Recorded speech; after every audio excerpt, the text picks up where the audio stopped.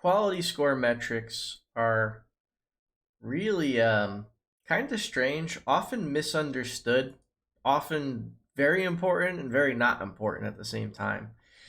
And what I mean by that is years ago, like there is this approach called the single keyword ad group, and how it was explained was you would put one keyword in one ad group with that keyword being the first part in the ad and the main heading on the landing. So everything was just that one small keyword with the finite amount of impressions it would get. And how it was taught was your goal was to get quality scores that were perfect, and that was how you would manage the ad accounts, by trying to get perfect quality scores. That's not how it works anymore. It really didn't even work like that then. It was just like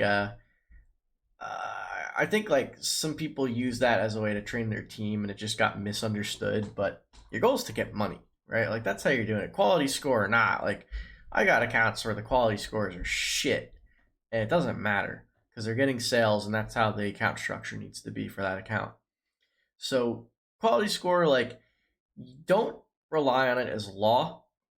Use it as a tool to help you figure out what to look at next. That's how quality score works. Now, you can't look at it at the campaign level anymore, the quality score metrics. I don't think you can even look at them at the ad group level anymore. Okay, so you can look at them at the ad group level. So it's ad group level and keyword level. So I'm going to just set my columns up real quick like we spoke about earlier in the video. Every time you go into a new window in Google Ads, it changes. So I'm just going to set these up the way I like them. And if you look at the metrics overview video, it just shows how to do it, why you do it this way, why you kind of pick some metrics over the others. So we got all the conversion metrics, competitive metrics, the GA metrics, and now we'll add all the quality score metrics.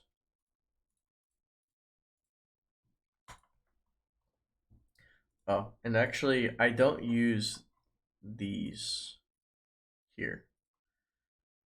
I always just turn those off, and I'll talk about that in a little bit. But so here's all the quality score metrics. Now you can see, like, I actually don't have enough data in this ad group to even um, show it at the keyword level. Okay, so I am actually, I did make a mistake. I'm in the keyword level. This is where you can see these. You don't get to see it at the ad group level. So yep, no quality score metrics at the ad group level. So let's sort this by cost. Let's try to find the ad group that got the most data in it, the most spend. So this one, you could see it spent $60. It got 59 clicks. Nobody else got 59 clicks.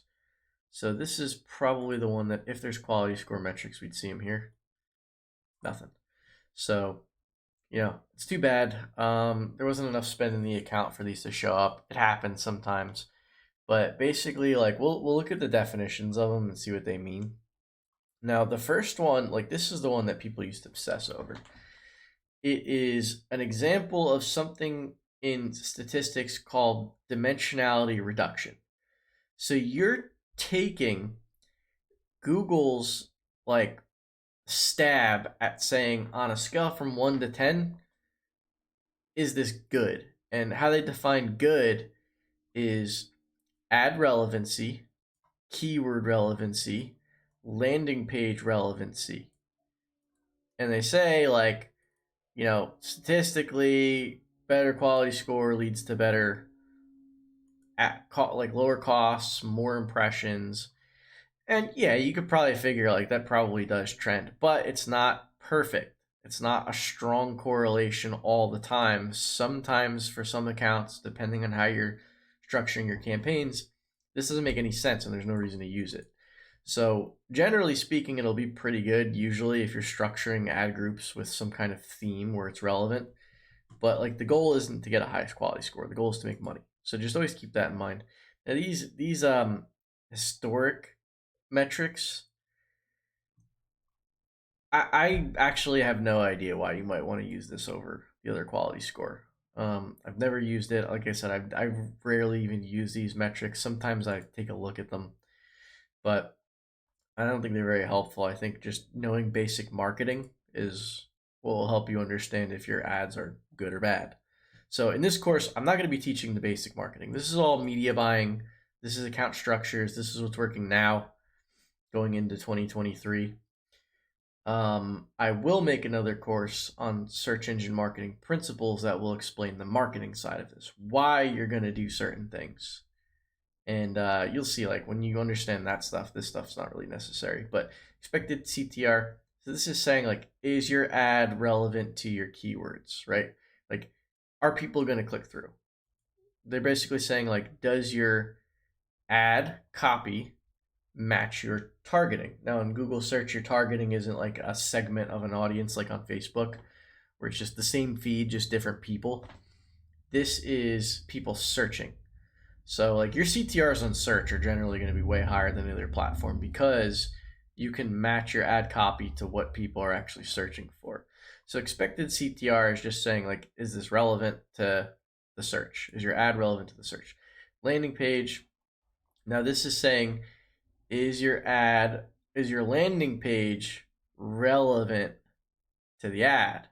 So this is basically saying, like, okay, your CTR is like, your expected CTR is people searched and clicked on your ad because it was relevant. Now, when they clicked on your ad and got to your landing page, it makes sense.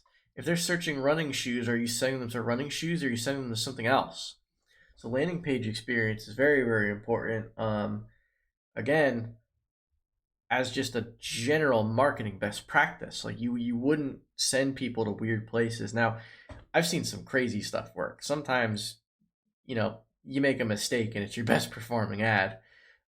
So I never, like, when it comes to internet marketing, I will always test an idea. Just because I've seen some really dumb stuff work by making a mistake. I mean, it just happens. So, it's interesting. But landing page experience, we're kind of saying, like, does the landing page match the ad? And now I don't know how this is calculated or any of these are calculated. It's just something to keep in mind. And an ad relevance is basically the same thing as expected CTR. It's just displayed and explained differently. I guess, I don't know, there's probably some element of forecasting or predictive modeling in it where this is a different score. Again, I don't have data to show for this right now, but these, if you know marketing, these will probably always be pretty good. If you're not a marketer and you're just kind of hacking Google Ads, well, you should probably take some classes in content marketing, specifically copywriting, and even some paid social classes. It'll help you understand, why this doesn't really matter. And then when I make my search engine marketing course, a lot of this stuff will start to make sense too. So keep an eye out for that.